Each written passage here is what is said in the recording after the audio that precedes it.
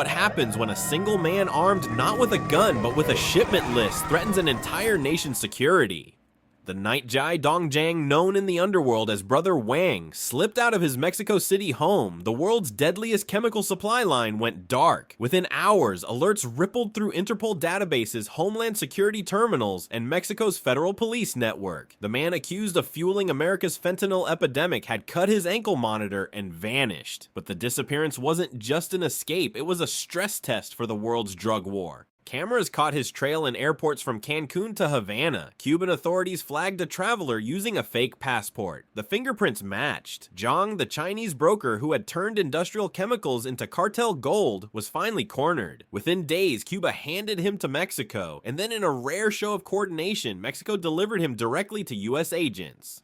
Reuters reported that the transfer came after a 72-hour diplomatic sprint involving 3 governments and direct calls from Washington. For President Donald Trump's administration, this wasn't just another extradition, it was a statement. America's war on synthetic opioids had found its global face. No one who profits from American deaths should sleep easily, a senior DEA official told BBC News. Zhang's capture illuminates the architecture of a network that moves quietly through customs forms, shipping manifests, and encrypted apps. The United States had traced his influence to over a dozen chemical suppliers in Guangdong and Jiangsu, each masking fentanyl precursors as pharmaceutical intermediates. DW confirmed that these chemicals were funneled through Hong Kong brokers to ports in Southeast Asia before vanishing into legitimate cargo streams bound for Mexico's Pacific coast. Once there, the Sinaloa and Jalisco cartels converted these powders into lethal doses, flooding US cities from Phoenix to Philadelphia. Strategically, the operation revealed how deeply America's security now depends on international cooperation. Defense analysts from Janes compared the chase to counterterrorism operations, an intricate blend of intelligence sharing biometrics and satellite tracking. The same data fusion networks used to monitor missile movements in Ukraine and drone strikes in the Red Sea were repurposed to follow a man whose weapons were measured in milligrams, not megatons. In Washington, Trump hailed the capture as a model of transnational enforcement, but behind the podium, officials acknowledged a deeper problem. Zhang wasn't the last. Dozens like him remain embedded in China's gray economy, where private exporters thrive under a state that condemns drugs publicly, but tolerates profit privately. Analysts from Al Jazeera and The Guardian noted that the CCP's silence contrasted with Cuba's cooperation, sent a signal global stability might depend more on reluctant allies than on declared partners. While the world debates sanctions and diplomacy, the human cost continues to mount. Across the United States, paramedics now carry naloxone like soldiers carry rifles. In border towns, families bury teenagers lost to pills pressed with chemicals traced back to Zhang's network. The streets of Ohio, Texas, and New Hampshire tell the same story. One man's escape was never just about freedom. It was about power, profit, and the thin line between sovereignty and survival. As the courtroom lights prepare to shine on Brother Wang, the question lingers: if one fugitive can expose the fault lines of global justice, how many more remain hidden in the shadows of trade and diplomacy? How can a handful of chemicals, colorless, odorless, buried in shipping, manifest cripple nations?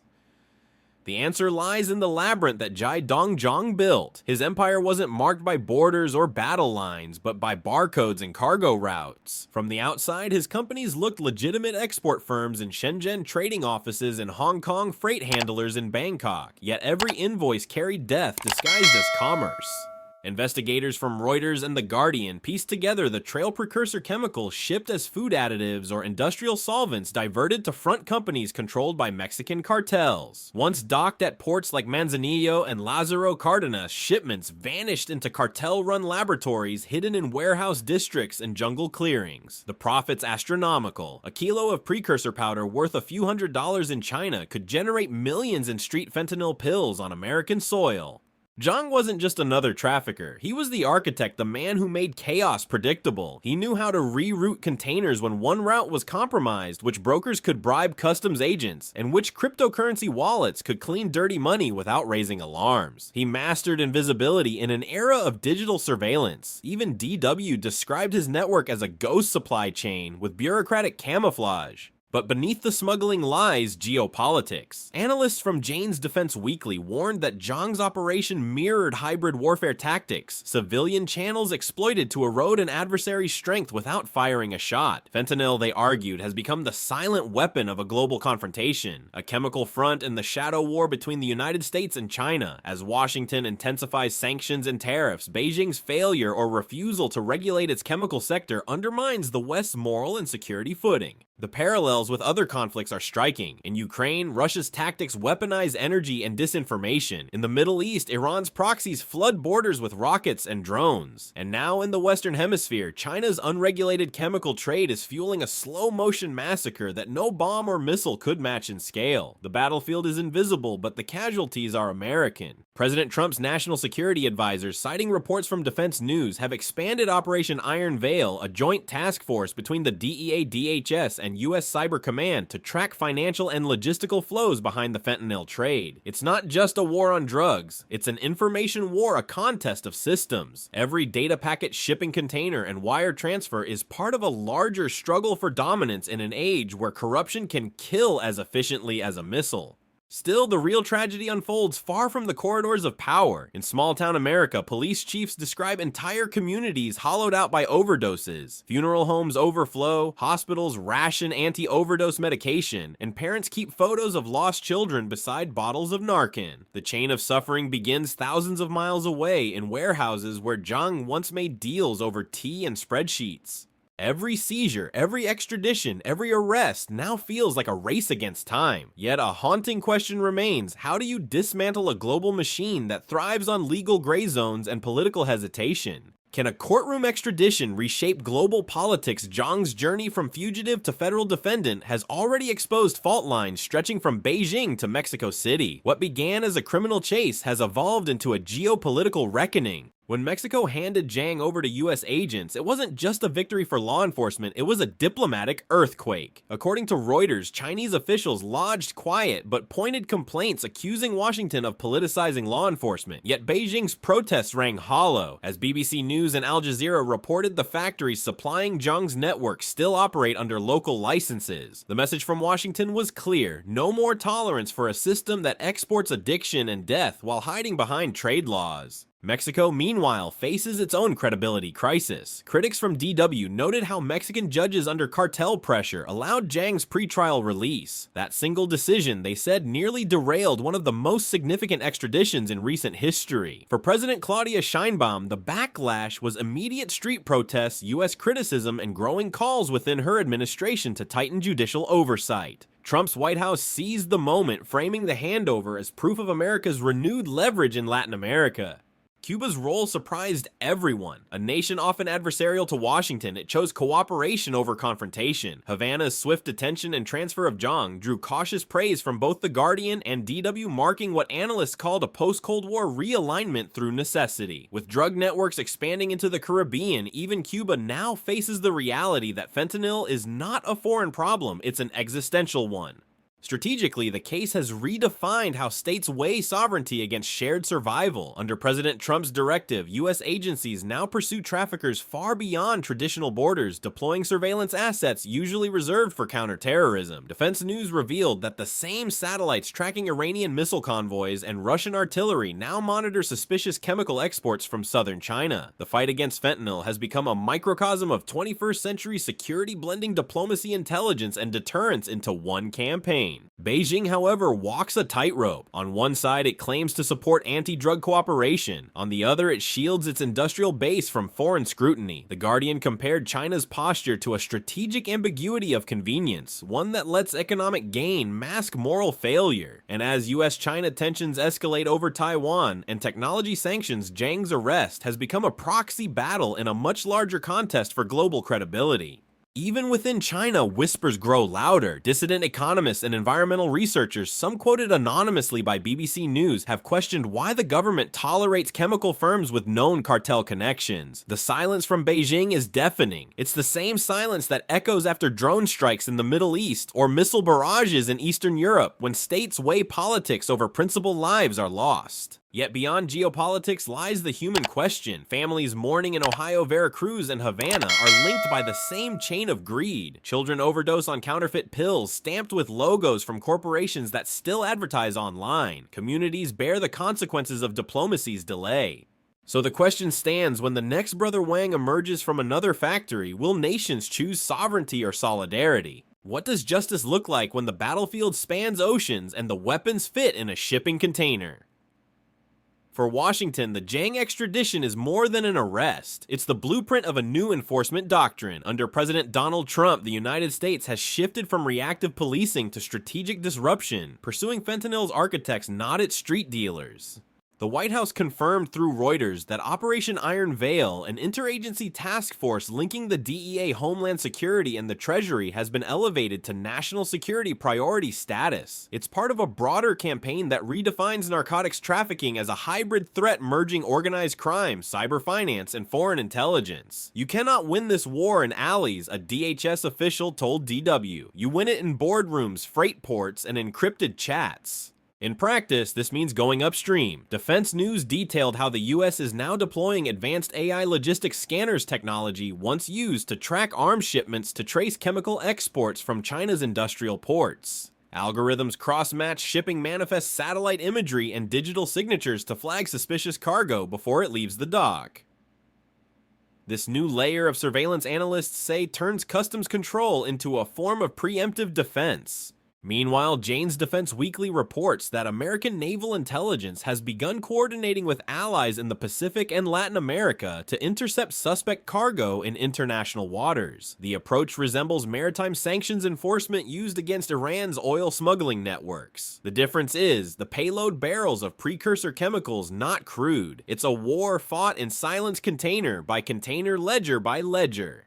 Beijing's response has been defensive. State-run outlets insist that China strictly enforces export laws, yet evidence gathered by The Guardian suggests a pattern of deliberate blind spots. Inspectors visit factories weeks after audits are announced, and companies under investigation simply reopen under new names. Trump's administration calls it rotational crime, a system designed to outlive accountability.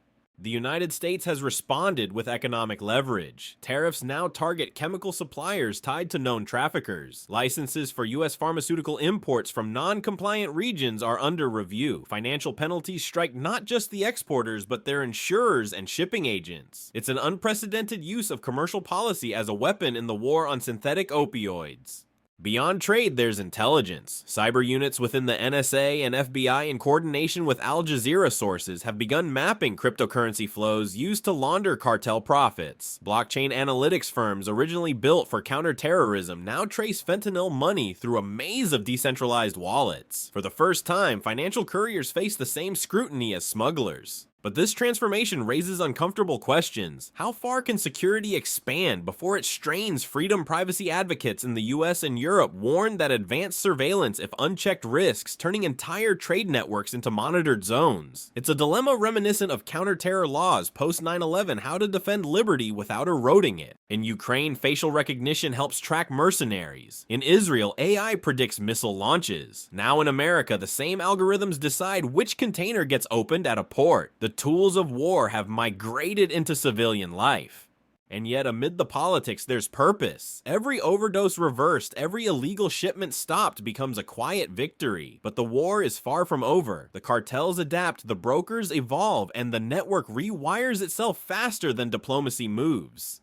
So as the Trump administration expands its offensive beyond the border, the question looms: can technology and trade enforcement really defeat a crisis born of chemistry and corruption? Or will it simply chase the next ghost?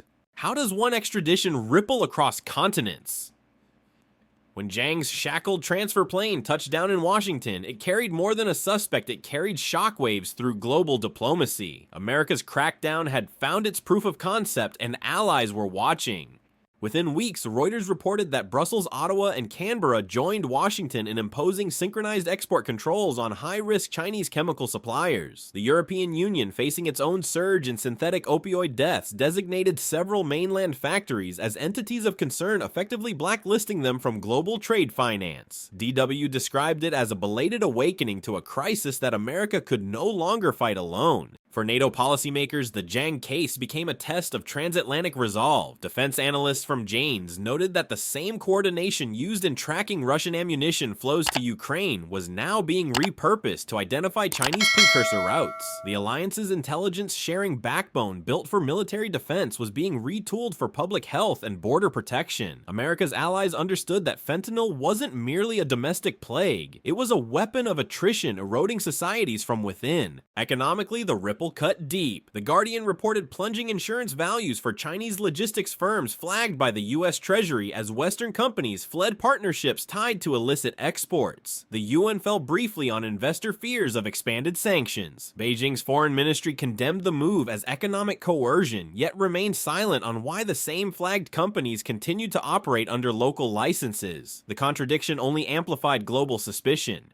In Asia, Japan and South Korea quietly reinforced port inspections. India, which has fought its own battle against chemical smuggling, offered US agencies technical support on precursor tracking. Meanwhile, Latin American nations, under growing pressure from Washington, began sharing data on synthetic drug seizures. Mexico, once criticized for judicial laxity, now faces Trump's expectation of full partnership. Cooperation is no longer optional, one US diplomat told BBC News. But the strategic context runs deeper. Al Jazeera framed the fentanyl crackdown as part of a wider US posture, an integrated deterrence doctrine spanning trade defense and law enforcement. As America tightens pressure on China over Taiwan and military tech hitting its chemical export sector sends a dual message. Economic impunity has limits, and national security no longer stops at missiles.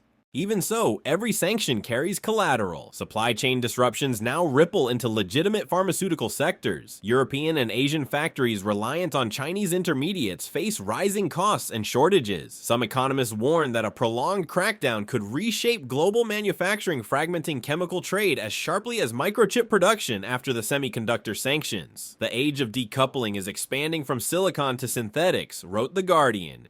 And as international cooperation hardens, the world's criminal underbelly shifts. Reports from DW suggest cartels are probing new supply lines through Myanmar and North Korea, where governance is weaker and oversight nearly non-existent. The crisis, like water, finds new cracks. In the end, Zhang's extradition symbolizes a rare moment of unity against a global menace, but also exposes the fragility of that unity. Allies align for now, but national interests diverge. Europe seeks regulation, Washington demands punishment, and Beijing plays the clock. The question haunting every capital is simple, yet profound. Can a world divided by ideology unite long enough to close the chemical pipeline that none can afford to ignore? When justice finally begins, will it end the war or just start a new one? The courtroom where Jai Dongjiang will stand trial is more than a venue. It's the front line of a global confrontation. His indictment, spanning dozens of pages, outlines conspiracy, money laundering, and transnational trafficking. But behind the legal jargon lies a moral verdict, one that stretches from Beijing's factories to America's grieving families.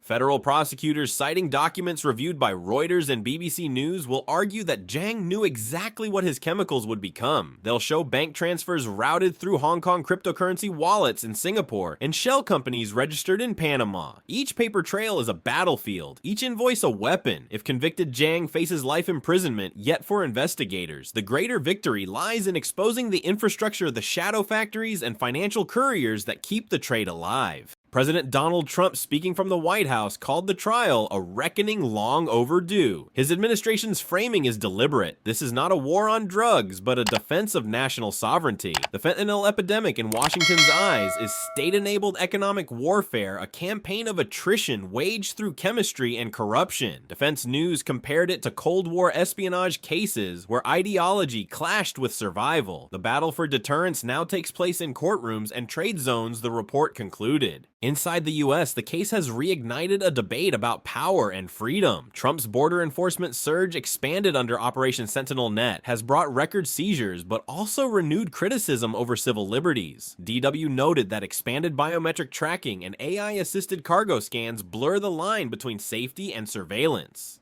America, still healing from the trauma of overdose deaths, now faces another test. How far can freedom bend before it breaks?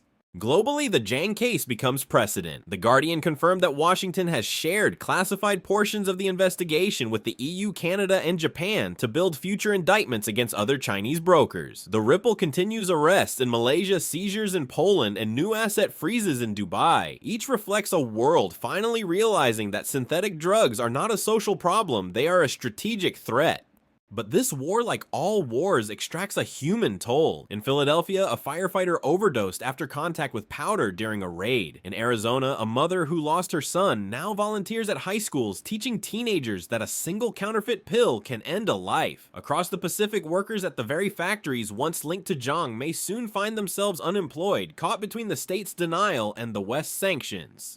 And then there is the silent battlefield diplomacy. Will Beijing reform its export systems, or retaliate with tariffs of its own? Will Mexico continue extraditions, or retreat under cartel pressure? Al Jazeera warns that every decision now tests the limits of global trust. Because this story isn't only about one man's guilt, it's about a world learning that accountability cannot stop at the border. America's prestige, its promise of justice, is once again on display and under scrutiny. So as the courtroom doors close and the cameras flash, a single question remains: can humanity build a system strong enough to punish the guilty, yet wise enough to prevent the next Brother Wang? The saga of Jiadong Zhang Brother Wang, the Chinese broker who turned industrial chemicals into cartel gold, has become a defining moment in the global war on synthetic drugs. His capture in Cuba, extradition by Mexico, and transfer to US custody symbolize the collapsing distance between criminals and consequences. Under President Donald Trump, America has reframed the fentanyl crisis as a matter of national security, deploying satellites, AI logistics, and trade sanctions to choke the supply chain at its source. Allies from Europe to Asia have joined, transforming anti-narcotics cooperation into a geopolitical front. But the war exposes deeper questions. How much freedom can be traded for safety? How long can Beijing deny complicity while its factories profit? And can a fractured world unite against an invisible weapon that kills across borders? Zhang's trial may deliver justice, but the true verdict will be written in policies, alliances, and the lives saved or lost in its aftermath.